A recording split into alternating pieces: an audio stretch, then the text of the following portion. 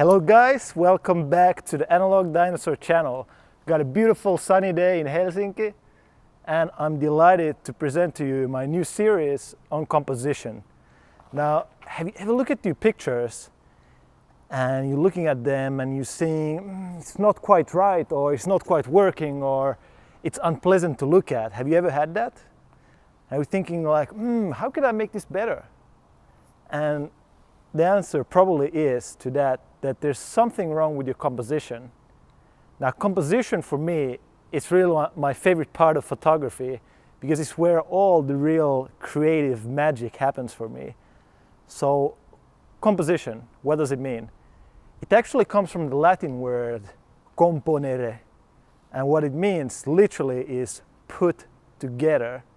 So when you're taking a photograph in the world, you're taking things and you're putting them together inside your frame, and that's how you create a photo. That's really what determines your photo.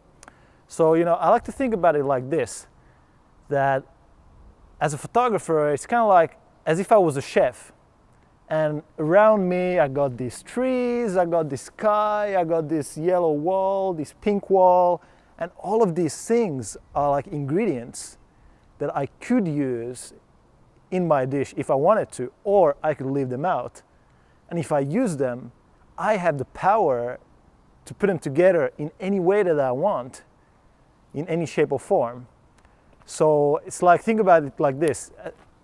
If you're making a burger, are you going to use like beef as a beef, or are you going to make a veg burger? And in the veg burger, are you going to use black beans and sweet potato, or are you going to use quinoa and tofu? Who knows? That's up to you.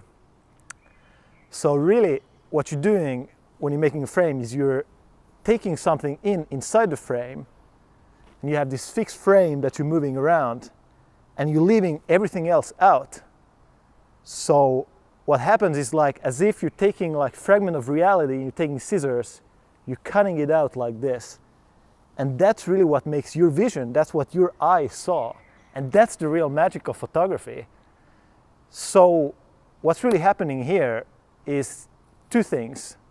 First of all, you're decontextualizing whatever you're putting inside the frame. Because see, if I'm taking this frame, all you see is what's inside here, and everything else is left out. As a viewer who wasn't here, basically, you have no idea what's outside the frame. And that's really where you can make some magic happen. That's where you can play with things. That's how you can create mystery with your picture. You don't need to necessarily tell the whole story, but you take a fragment and decontextualize it, okay? And the second thing that you're doing necessarily is whatever you're putting inside the frame, you're creating a relationship between those things. So say like here, I'm taking these two branches and I'm putting them together like this. So see, now they're in a relationship. And with this, I can make it like this, or like that, or like that. I can choose. And in that way, I'm basically creating juxtapositions, or I'm creating relationship between things that might not even be related. And that's where the real fun of photography is, because you can take two things that are totally unrelated, such as I'm going to show you in an example in a bit, and put them together and create something completely new. And that's where you really get to play with your photography. So let me show you an example. So this first example is actually from my work. So you see, this was actually shot at a demonstration in Helsinki. But when you're looking at this, you really couldn't tell, because all you see is these three pairs of feet, this white sort of ribbon, and then the street. But what you can see here is how easy it is for you guys to focus on those feet. And there's this kind of sense of mystery because you really don't know what this is or where it's from. And it's a good example of actually excluding elements that don't belong to the frame. And here in the second example, you can see how I'm putting together two quite unlikely elements, right? Because you see this,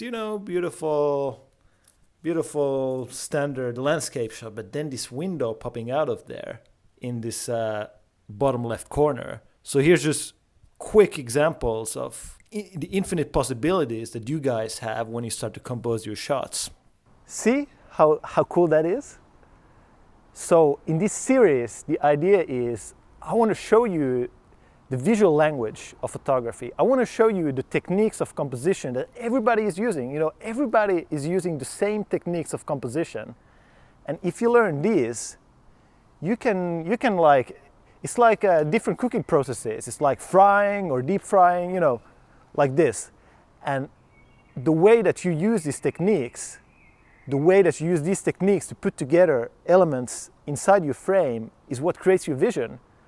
So I'm delighted and excited to present to you the next videos in this series, where in each video I'm going to be going through a different technique of composition and how to use it and what the effect is going to be on the photo, so that you can take control of your creative process and start creating amazing photos. So I'm super excited. Let's get started on this. Have an amazing day and go out and take some photos, and I'll see you next time.